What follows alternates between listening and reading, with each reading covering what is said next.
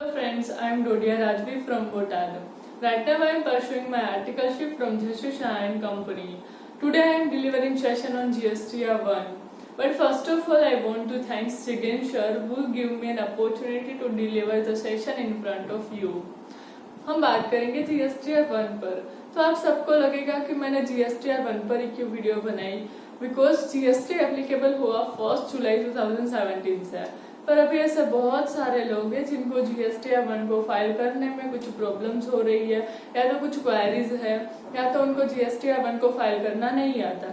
तो उन लोगों को हेल्पफुल होने के लिए मैं इस वीडियो को बना रही हूँ।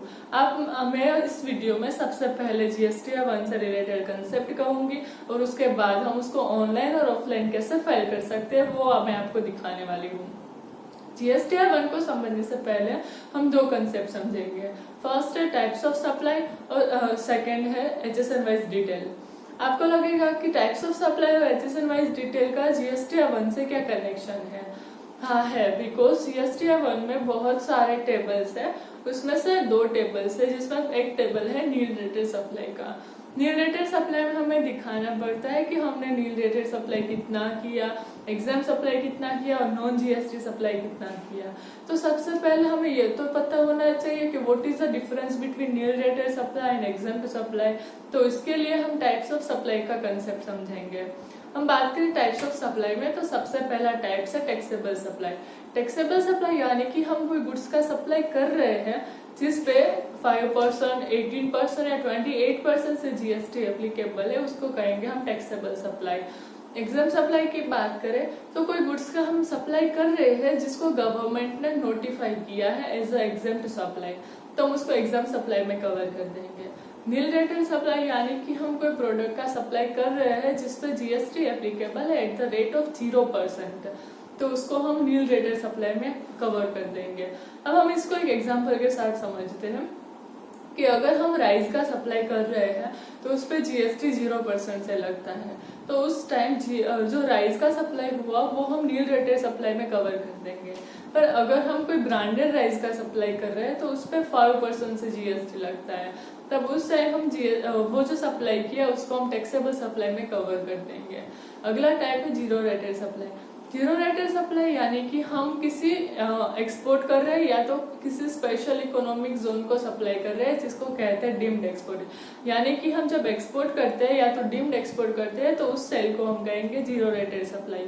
जीरो रेटेड जो सप्लाई होता है वो दो तरीके के होते हैं, विथ पेमेंट ऑफ GST और विदाउट पेमेंट ऑफ GST।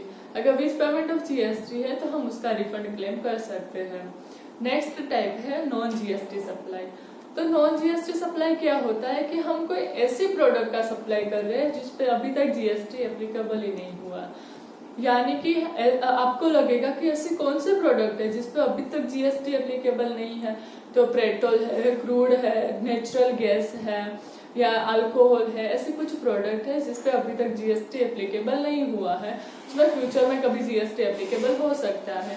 तो ऐसी कोई प्रोडक्ट हम सप्लाई करेंगे तो नॉन GST सप्लाई में कवर हो जाएगा। आगे हम बात करेंगे HSN वाइज डिटेल पर।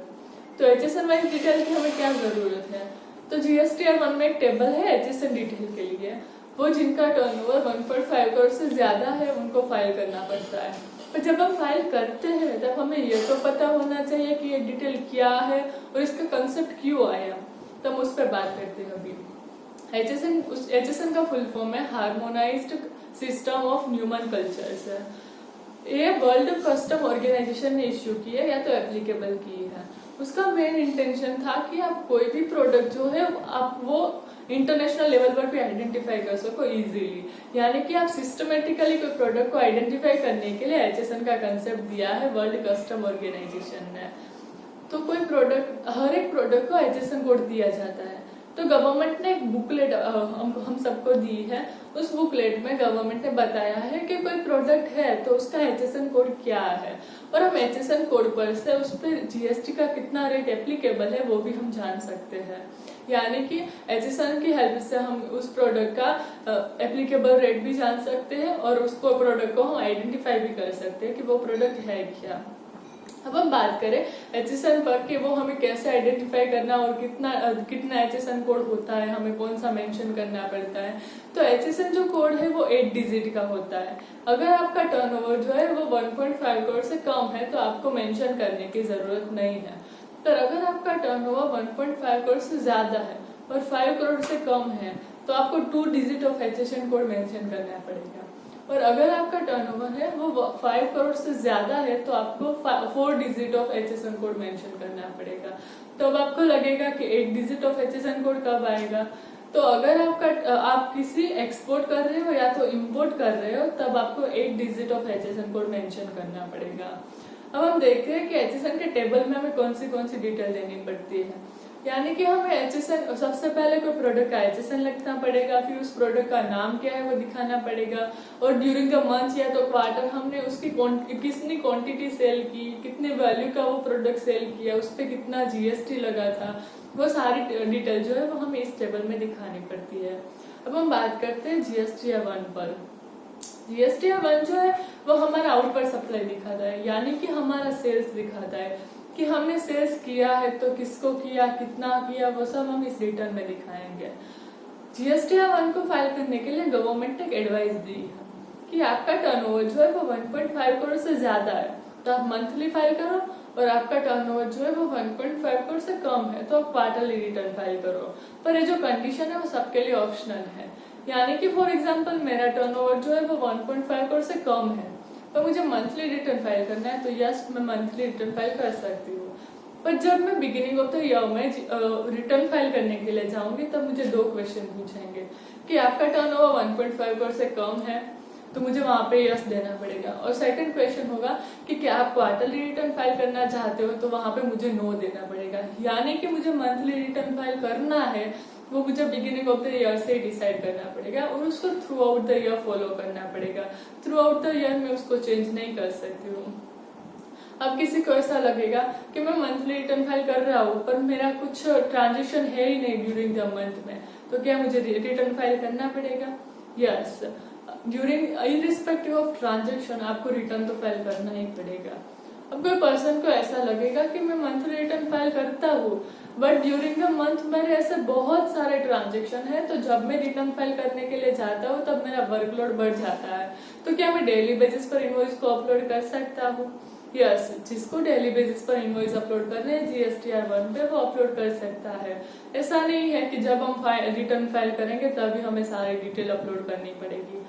तो अगर आपने डेली बेसिस पर इनवॉइस अपलोड कर सकते हो तो आप उस इनवॉइस में चेंजेस भी कर सकते हो। यानी कि कुछ मिस्टेक मिली उस इनवॉइस में तो आप इरिस्पेक्टिव ऑफ ट्रांजेक्शन आप उसको चेंज कर सकते हो, जितनी बार चाहो उतनी बार चेंज कर सकते हो। पर कब तक कर सकोगे? जब तक आपने GSTR 1 को सबमिट नहीं कर दिया। पर अगर आपने एक बार GSTR 1 को सबमिट कर दिया है तो क्या आप उस मिस्टेक को रेक्टिफाई कर सकते हो? यस, अगर आपने उसको सबमिट कर दिया फिर भी आप मिस्टेक को रेक्टिफाई कर सकते हो, पर वो आपको नेक्स्ट रिटर्न में रेक्टिफाई करनी पड़ेगी। इस सब सिचुएशन को हम एक एग्जांपल के साथ समझते हैं कि मैं मंथली रिटर्न फाइल कर रही हूँ और मैं जब जून का रिटर्न फाइल कर रही थी तब मुझे एक मिस्टेक मिली कि मैंने गलती से B2B ट्रांजेक्शन जिसकी वैल्यू 5,000 रुपीज थी वो मैंने गलती से B2C में डाल दिया। तो मुझे क्या करना पड़ेगा? मैं कोई नेक्स्ट रिटर्न जब फाइल करूंगी तब मैं क्या करूंगी, सबसे पहले B2C अमेंडेड के टेबल में जाऊंगी और वहां पे जितना सप्लाई दिखा रहा है उसमें से 5,000 वैल्यू माइनस कर दूंगी। उससे क्या हो गया कि जो B2B में गलत डाल दिया था वो माइनस हो गया। अब मैं B2B के ट्रांजेक्शन में जाऊंगी, टेबल में जाऊंगी और वहां पे जाके इनवॉइस डेट, इनवॉइस वैल्यू, उस पर कितना GST एप्लीकेबल था, GSTI नंबर ऑफ रेसिपिएंट, वो सारी डिटेल डाल के मैं उस इनवॉइस को अपलोड कर दूंगी। पर हाँ, गवर्नमेंट ने एक लिमिटेशन दी है कि कोई इनवॉइस है आप उसको एक ही बार रेक्टिफाई कर सकते हो, उसको आप दूसरी बार रेक्टिफाई नहीं कर सकते हो। अब हम बात करें GSTR 1 की, तो हम जब किसी क्लाइंट का GSTR 1 फाइल कर रहे हैं तो हमें कौन सी डिटेल उसके पास से मंगवानी पड़ेगी। यानी कि हमें सबसे पहले मंगवाना पड़ेगा कि आपने सेल्स रजिस्टर, तो सेल्स रजिस्टर में क्या डिटेल होनी चाहिए कि इनवॉइस नंबर कौन सा था, इनवॉइस डेट कौन सी थी, GSTI नंबर ऑफ रेसिपिएंट कौन सा था, टैक्सेबल वैल्यू कितनी थी, उस पर कौन सा टैक्स लगा था, IGST लगा था, CGST लगा था, ISGST लगा था, वो टैक्स की डिटेल सब हमें मंगवानी पड़ेगी। और अगर वो क्लाइंट ने कुछ डेबिट नोट या क्रेडिट नोट इश्यू की है, अब हम बात करें डेबिट नोट या क्रेडिट नोट की, तो ऐसा नहीं है कि डेबिट नोट या क्रेडिट नोट जो होती है उसमें पर्टिकुलरली जो डेबिट नोट होती है वो परचेज के लिए होती है, सेल्स के लिए होती है, और क्रेडिट नोट होती है वो परचेज के लिए होती है। ऐसा कुछ नहीं होता। सेल्स के लिए भी डेबिट नोट हो सकती है और सेल्स के लिए भी क्रेडिट नोट हो सकती है। यानी कि जब आपकी सेल्स की वैल्यू इंक्रीज हो रही है तब आप डेबिट नोट इश्यू करेंगे, और अगर सेल्स की वैल्यू डिक्रीज हो रही है तो हमें क्रेडिट नोट इश्यू करनी पड़ेगी। अब सेल्स की वैल्यू इंक्रीज और डिक्रीज दो तरीके से होती है। अगर उसकी क्वांटिटी में चेंजेस आए या तो उसकी वैल्यू में रेट में चेंजेस आए, तो दो तरीके से इंक्रीज और डिक्रीज हो सकता है। तब हम क्रेडिट नोट या डेबिट नोट इश्यू कर सकते हैं। तब हम credit note debit note issue की है तो हमें कौन सी डिटेल मंगवानी पड़ेगी? तब हमें जीएसटीआई नंबर ऑफ रेसिपेंट मंगवाना पड़ेगा, ओरिजिनल इनवॉइस वैल्यू कौन सी थी, फिर डेबिट नोट क्रेडिट नोट का कौन सा नंबर है, कब हमने इश्यू की थी, वो कितनी वैल्यू की हमने इश्यू की, उस पर कितना टेक्स्ट लगा, वो सारी डिटेल हमें मंगवानी पड़ेगी कस्टमर के पास से। और हमने देखा कि प्रीवियस पीरियड के ट्रांजेक्शन में हम अमेंडमेंट कर सकते हैं। तो जो क्लाइंट है वो प्रीवियस ईयर के ट्रांजेक्शन में अमेंडमेंट करना चाहता है तो उससे रिलेटेड हमें कुछ डिटेल मंगवानी पड़ेगी। और कोई क्लाइंट है उसने एक्सपोर्ट किया है तो उससे रिलेटेड डिटेल में हमें पोर्ट कोड कौन सा है, जो एक्सपोर्ट किया है वो विथ पेमेंट ऑफ जीएसटी है या विदाउट पेमेंट ऑफ जीएसटी है, वो सारी डिटेल हमें क्लाइंट के पास से मंगवानी पड़ेगी। और अगर क्लाइंट जो है उसने नील रेटेड सप्लाई किया है, एग्जाम सप्लाई किया है, नॉन जीएसटी सप्लाई किया है, तो वो कौन से स्टेट में किया, कितने वैल्यू का किया, वो सारी डिटेल भी हमें मंगवानी पड़ेगी। फिर क्लाइंट ने किसी के पास से एडवांस लिया था तो वो एडवांस से रिलेटेड डिटेल, यानी कि वो एडवांस हमें कौन से स्टेट में से मिला, कितनी वैल्यू का मिला, वो सारी डिटेल भी हमें मंगवानी पड़ती है। अब हम जीएसटीआर 1 को फाइल करने पर जाए, यानी कि हम ऑनलाइन और ऑफलाइन कैसे फाइल करें, उससे पहले मैं आपको कंसेप्ट समझाती हूँ कि कभी ये क्या होगा कि मैं गुजरात से किसी पर्सन को सप्लाई कर रही हूँ महाराष्ट्र पर, तो महाराष्ट्र में जो हमारा कस्टमर है वो कह रहा है कि मुझे जो सप्लाई है वो महाराष्ट्र में नहीं चाहिए, मुझे वो गुजरात में चाहिए। तब वो बिल टू शिफ्ट टू का कंसेप्ट अप्लाई करेगा। अगर वो पर्सन जो है वो महाराष्ट्र में सप्लाई नहीं ले रहा और गुजरात में सप्लाई ले रहा है, तब हमारे जो जीएसटी रूल है उसके वाइज क्या हो गया कि हमारा प्लेस ऑफ सप्लाई जो है वो गुजरात ही हो गया। यानी कि हमने गुजरात से गुड्स सेंड किया गुजरात में, तो जो ये ट्रांजेक्शन है वो इंट्रा स्टेट माना जाएगा। तो इससे क्या होगा कि जब इंट्रा स्टेट माना जाएगा तब उससे एसजीएसटी और सीजीएसटी लगेगा, पर उसके क्रेडिट हम क्लेम नहीं कर सकते। पर जब कोई क्लाइंट है वो बिल टू शिफ्ट टू का कंसेप्ट एप्लीकेबल करेगा, यानी कि उसने कहा कि मेरा जो महाराष्ट्र का गुड्स है वो मुझे गुजरात में चाहिए, फिर वो बिल टू शिफ्ट टू का कंसेप्ट एप्लीकेबल करता है, तो क्या हो जाएगी, हमारा प्लेस ऑफ सप्लाई जो है वो महाराष्ट्र हो जाएगा। और हम भले ही गुड्स सप्लाई कर रहे हैं गुजरात में ही, पर फिर भी वो इंटर स्टेट ट्रांजेक्शन माना जाएगा और उससे आईजीएसटी एप्लीकेबल होगा और उसकी क्रेडिट हम इश्यू कर सकते हैं। अब हम इस वीडियो के नेक्स्ट पार्ट में देखेंगे कि हम जीएसटीआर 1 को ऑनलाइन और ऑफलाइन यूटिलिटी से कैसे हम फाइल कर सकते हैं। Thank you.